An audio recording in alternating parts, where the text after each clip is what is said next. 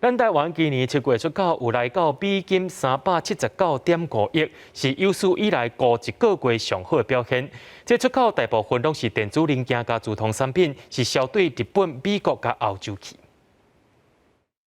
全球景气豆豆回温，加上国际原物料价数要比较较悬，台湾今年7月份出口的表现是有史以来过一个月上介好的，来到379.5亿美金，比顶年同个月加34.7%，而且这已经是连续13个月正成长。在亚洲四小龙里面，我们的持续周期只比香港短。而且我们对11个主要货类不管是传产货类或是科技产品，上涨的幅度都蛮大的。经济部表示，不管是管端商机，或者是科技的创新甲应用的效益，拢有助赞。也那五大出口的市场，除了中国和香港，出口去东协、美国、欧洲甲日本的表现也创新高，以欧洲成长64%上介好。这个美中的这个贸易跟经济的争端，会不会影响到供应链的重组跟整个全球创新的时程？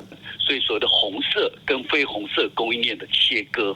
那台湾现在是好处是我们是左右逢源，将来会不会台湾从左右逢源变成左右为难？除了美中贸易战，专家也提醒，台湾就要赶紧增加对美国企业的投资，甲美国创业投资的人才、资金、技术，也阁有商业模式。早倒转来，才通拼过东南亚甲中国，保持高度的竞争力。记者阿敏金林小凯台北报道。